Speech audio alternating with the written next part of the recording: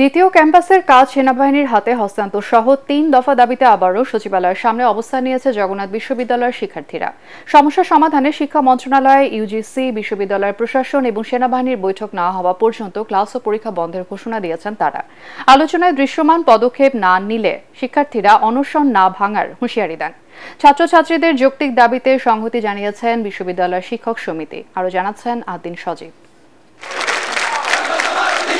সচিবালয়ের সামনের সড়কে অবস্থান নিয়ে আবারও প্রতিবাদ এবং বিক্ষোভে জগন্নাথ বিশ্ববিদ্যালয়ের আন্দোলনরত শিক্ষার্থীরা। একটা ভালো ক্যাম্পাসের দাবিতে শিক্ষার্থীদের এই আন্দোলন বেশ কয়েক বছর আগে থেকেই, কিন্তু সেই চাওয়া আর পাওয়ার মধ্যে যে অপূর্ণতা, তা থেকেই বিক্ষুব্ধ হয়ে উঠেছে শিক্ষার্থীরা। জগন্নাথ ইউনিভার্সিটি ঢাকার মতো একটা জায়গায় অবস্থান করেও এখানের স্টুডেন্টরা কোনো ফ্যাসিলিটিসই পাচ্ছে না। পুরান ঢাকা নর্দমার মতো জায়গা একটা, ওইখানে থাকতেছে, তাদের জন্য কোনো আবাসন ব্যবস্থা করতেছে না, কোনো কিছুই করতেছে না।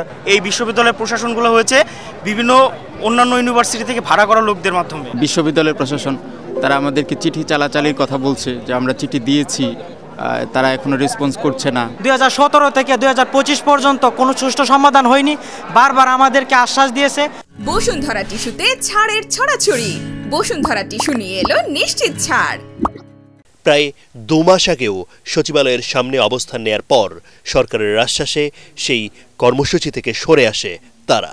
এরপর প্রতিশ্রুতির দৃশ্যমান অগ্রগতি না দেখে দাবি আদায়ে রোববার থেকে আবারও অনশন শুরু করে বিশ্ববিদ্যালয় ক্যাম্পাসে।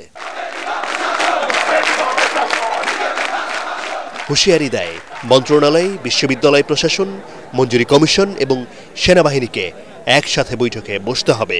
এরপর তাতে সংহতি জানায় বিশ্ববিদ্যালয় শিক্ষক সমিতি। বাংলাদেশে আরো অনেক পাবলিক বিশ্ববিদ্যালয় প্রতিষ্ঠিত হয়েছে, তারা আবাসন সহ অনেক সুযোগ সুবিধা প্রাপ্ত হয়েছে।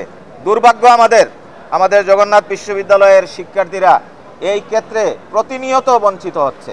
এটা জগন্নাথ বিশ্ববিদ্যালয়ের শিক্ষার্থীদের প্রতি সুস্পষ্ট একটা বৈষম্য। শিক্ষার্থীদের অবস্থানের মুখে বিশ্ববিদ্যালয় প্রশাসন জানায় আগামী বুধবার বৈঠক অনুষ্ঠিত হবে।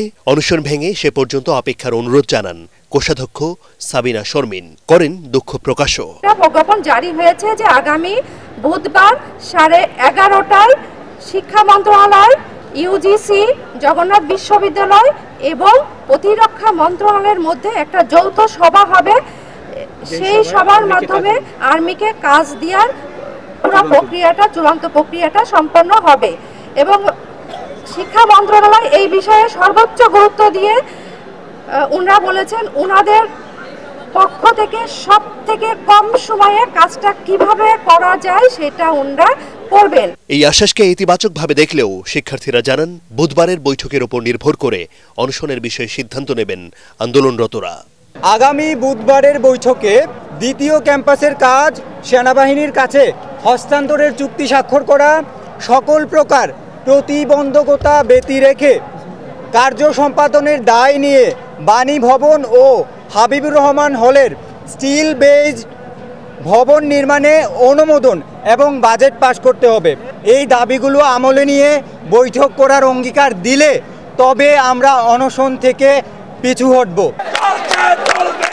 এর আগে সেনাবাহিনীর হাতে দ্বিতীয় ক্যাম্পাসের কাজ হস্তান্তর সহ 3 দফা দাবিতে জগন্নাথ বিশ্ববিদ্যালয়ের প্রধান ফটকে তালা ঝুলিয়ে শাটডাউন কর্মসূচি দেয় শিক্ষার্থীরা।